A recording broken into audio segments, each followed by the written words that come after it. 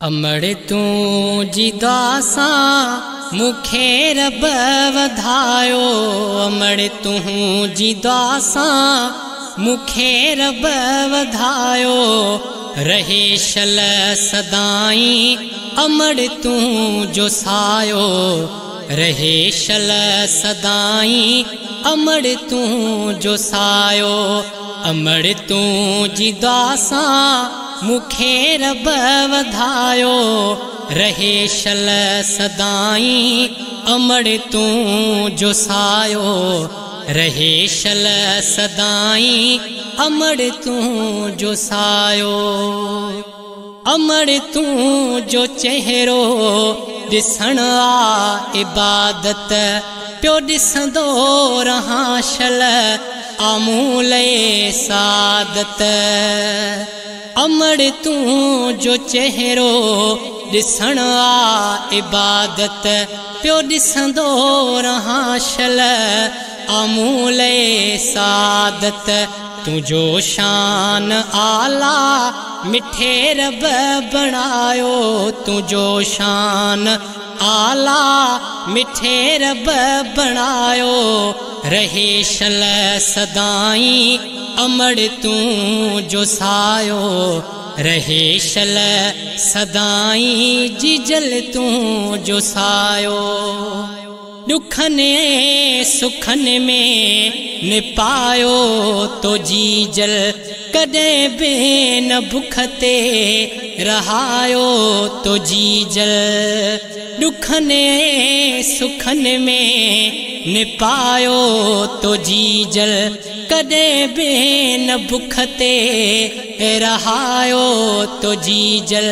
दई पाण खे भुख तो ढवते खरायो। दई पाण खे भुख तो ढवते खरायो। रहे शल सदाई अमड़ तू जो सायो। रहे शल सदाई जिजल तू जो सायो। मिले गम जे मुखे तरोई पवे थी। भरे भाकुरन में पो मोहब्बत करे थी। है मिले गम जे मुखे तरोई पवे थी। भरे भाकुरन में पो मोहब्बत करे थी। दिसी मुखे रोंदो तो जीजल खिलायो। दिसी मुखे रोंदो तो जीजल खिलायो। रहे शल सदाई अमड़ तू जो सायो। रहे शल सदाई जिजल तू जो सायो। अमड़ तू जी दासा मुखे रब वधायो। रहे शल सदाई अमड़ तू जो सायो। ओ तुझे साथ सामू जो वेढ़ो वसे थो।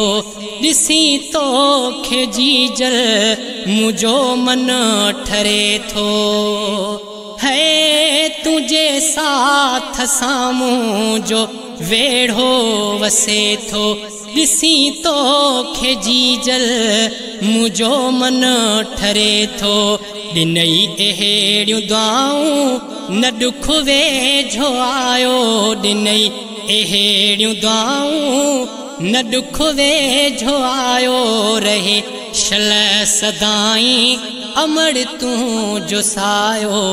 रहे शल सदाई जिजल तू जो सायो। बिला शके तुझी कुर्बदारी मिठिया। तुझे पेरड़न में जन्नत मुँह डिठिया। बिला शके तुझी कुर्बदारी मिठिया। तुझे पेरड़न में जन्नत मुँह डिठिया। मुझो भाग बेशके अपरवर वरायो। मुझो भाग बेशके अपरवर वरायो। रहे शल सदाई अमड़ तू जो सायो। रहे शल सदाई जिजल तू जो सायो अमड़ तू जी दासा मुखे रब वधायो रहे शल सदाई अमड़ तू जो सायो रहे शल सदाई जिजल तू जो सायो ओ नंढे खां खणी झोलड़ी अमन जीजल ॾिनियूं हिन यून सखे दुआऊं थी हर पल नंढे खां खणी झोलड़ी अमन जीजल ॾिनियूं हिन यून सखे दुआऊं थी हर पल तुझी दुआ जे सदके थियो हर कम सजायो तुझी दुआ जे सदके थियो हर कम